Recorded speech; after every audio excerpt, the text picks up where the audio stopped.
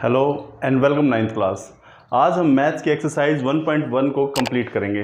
कोशिश करेंगे कि इस छोटी सी वीडियो में 1.1 को कंप्लीट कर लें। 1.1 हम कंप्लीट कर सकते हैं इस बार, क्योंकि ज़्यादा टफ है नहीं और कुछ ही क्वेश्चंस हैं। 1.1 में जो हमसे पूछा जा रहा है वो basically rational number, irrational number, इसके बारे में बात हो रहा है, क्योंकि चैप्टर का नाम ही आप लोग देख लो, ठीक है। तो यानी डैम श्योर ये नंबर्स से रिलेटेड होगा। अगर हम अब एक बार एक्सरसाइज का फर्स्ट क्वेश्चन देखते हैं, जो हमारी एक्सरसाइज है उसका फर्स्ट क्वेश्चन देखते हैं। फर्स्ट क्वेश्चन क्या है? क्वेश्चन नंबर फर्स्ट ये कह रहा है हमसे, क्या zero is a rational number? क्या जीरो जो है एक रैशनल नंबर है? बिल्कुल है। रैशनल नंबर को हम किस फॉर्म में लिख सकते हैं? ठीक है, we can write rational number को मैंने एनो लिख दिया, in the form of P by Q. P by Q क्या है? कोप्राइम नंबर्स होते हैं। कोप्राइम नंबर्स यानी जिनके बीच में कुछ भी कॉमन ना हो, जैसे 17 और 18, ये दोनों किसी के टेबल में नहीं आते, तो ये कोप्राइम नंबर हो गए हमारे। 20, 23 ये भी हमारे कोप्राइम नंबर हो गए, ठीक है, जो जिनका कॉमन फैक्टर सिर्फ 1 हो। तो पी क्यू क्या होते हैं? हमारे कोप्राइम नंबर्स होते हैं। तो क्या हम जीरो को पी बाई क्यू के फॉर्म में लिख सकते हैं? बिल्कुल लिख सकते हैं। 0.4 लिख सकते हैं, क्योंकि इसकी वैल्यू भी 0 होगी। 0.11 लिख सकते हैं, है तो ये 0 ही। तो हमारा आंसर क्या हुआ? क्या हम जीरो को रैशनल नंबर में लिख सकते हैं? बिल्कुल लिख सकते हैं। सॉरी, क्या जीरो रैशनल नंबर है? बिल्कुल है, क्योंकि जीरो को हम पी बाई क्यू के फॉर्म में लिख सकते हैं। जीरो को हम पी बाई क्यू के फॉर्म में लिख सकते हैं, इसलिए हमारा रैशनल नंबर है। तो आई होप क्वेश्चन फर्स्ट आप लोगों को समझ में आ गया होगा। छोटा सा क्वेश्चन था, सीधा स्टार्ट करते ही खत्म हो गया, क्योंकि छोटा क्वेश्चन था। बस इसने ये पूछा था, क्या हम जीरो को रैशनल नंबर मान सकते हैं? बिल्कुल मान सकते हैं, क्योंकि ये है, क्योंकि जीरो को हम पी बाई क्यू के फॉर्म में लिख सकते हैं, ठीक है। अब हम अपने नेक्स्ट क्वेश्चन की तरफ चलते हैं। क्वेश्चन नंबर सेकंड देखते हैं क्या है। Now C ninth class, question number second क्या कह रहा है कि 3 और 4 के बीच में कोई भी 6 रैशनल नंबर लिखो। 3 और 4 के बीच में क्या लिखना है? कोई भी 6 रैशनल नंबर। देखो, रैशनल नंबर लिखने के कई तरीके होते हैं, हो सकता है आपके टीचर्स ने भी बहुत तरीके बताए, मैं भी एक तरीका बता रहा हूँ। मुझे जो सबसे आसान लगता है ना बच्चों को समझाने के लिए, वो ये लगता है कि इनका डिनोमिनेटर पहली बात तो सेम करो। जैसे 3 के अपॉन में 1 लिख सकता हूँ, 4 के अपॉन में भी 1 लिख सकता हूँ ना। अब इनके डिनोमिनेटर, अब 3 और 4 के बीच में क्या नंबर आते हैं? बहुत सारे आते हैं, लेकिन पी बाई क्यू के फॉर्म में होना चाहिए। तो आप हमेशा इनको क्या करो? 10 से मल्टीप्लाई कर दो। 10 से इसको, एक चीज का ध्यान रखना ninth class, denominator must be same. क्या आ गया हमारा?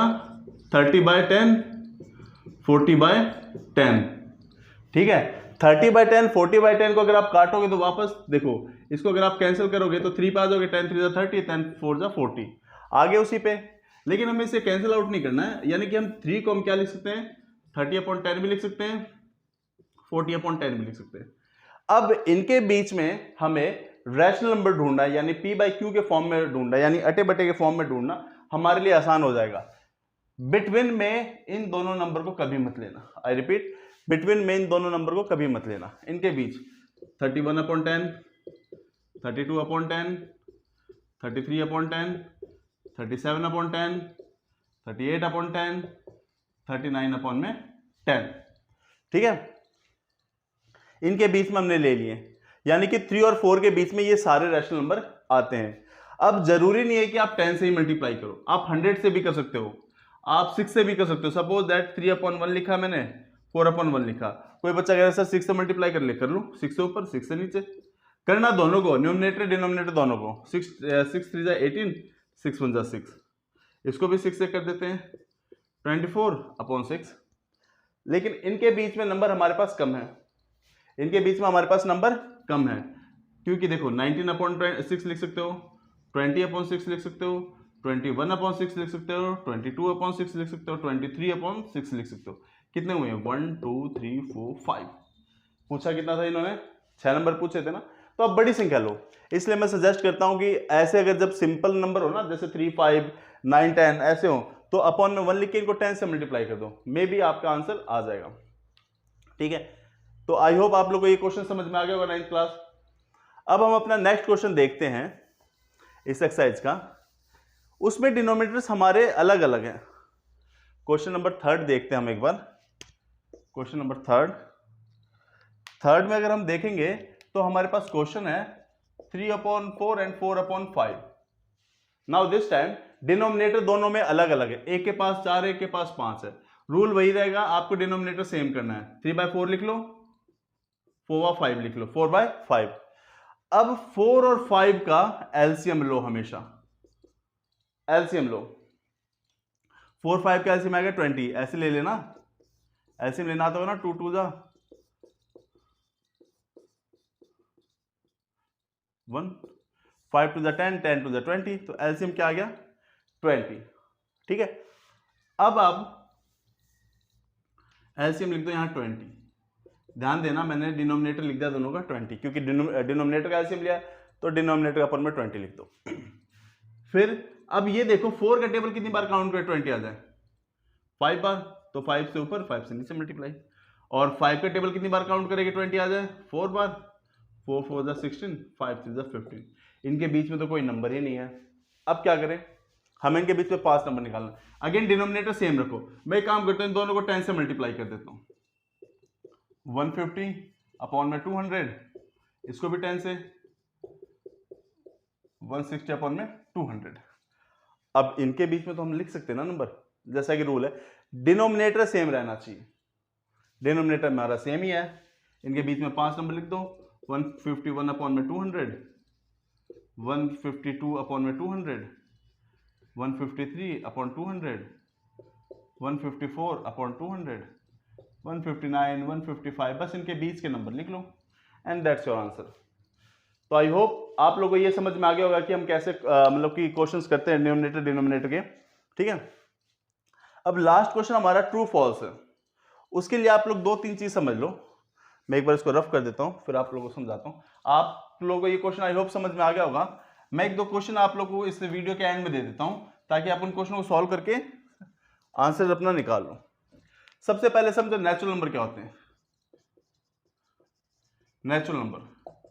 नेचुरल नंबर वो होते हैं जो 1 से स्टार्ट हो और प्लस में हमेशा आगे की तरफ जाते रहे पॉजिटिवली इनफाइनाइट तक। इनफाइनाइट का साइन ऐसे यूज करते हैं, आप बड़ी क्लास में यूज करोगे।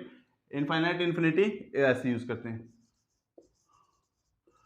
होल नंबर में ये फर्क है कि ये 0 से स्टार्ट होता है और ये भी पॉजिटिवली इनफाइनाइट तक जाता है, इन्फिनिटी तक जाता है।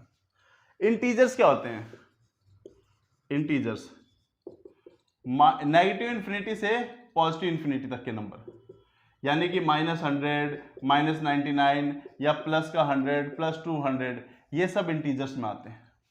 ये सब इंटीजर्स नंबर में आते हैं। तो एक बात बताओ, क्या सारे नेचुरल नंबर होल नंबर है? बिल्कुल है, क्योंकि होल नंबर में ये सारे आते हैं और 0 भी आता है, तो सारे नेचुरल नंबर होल नंबर ही हैं। ध्यान से देखो, तो ये क्या नेचुरल नंबर है, ये आ गया ना इसमें नेचुरल नंबर, तो यस सारे नेचुरल नंबर होल नंबर है। पर अगर मैं पूछूं क्या सारे होल नंबर नेचुरल नंबर है? नहीं, क्योंकि होल नंबर में एक 0 हमारे पास एक्स्ट्रा है, एक 0 हमारे पास एक्स्ट्रा है। वही मैं इंटीजर की बात करूं, इंटीजर में माइनस से लेके प्लस तक के सारे नंबर होते हैं।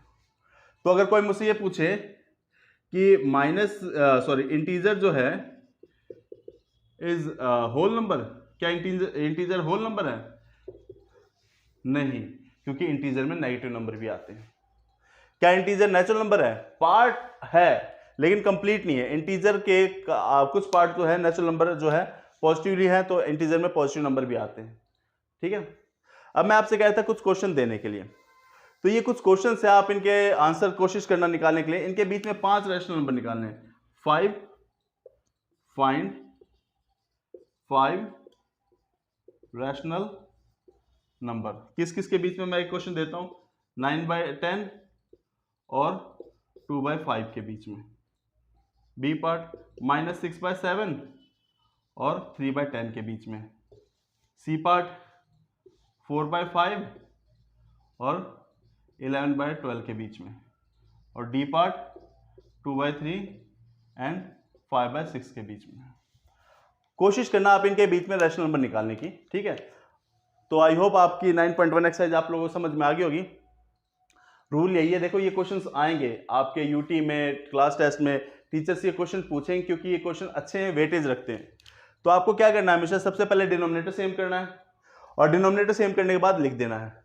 ठीक है, फिर उसके बाद देखना है क्या जो हमने डिनोमिनेटर लिया है उनके बीच में वो नंबर्स आ रहे हैं तो आप लिख दो, नहीं तो फिर 10 से मल्टीप्लाई कर दो, 100 से मल्टीप्लाई कर दो, जो आपको कन्वीनियंट लगे, आसान लगे वो कर लो।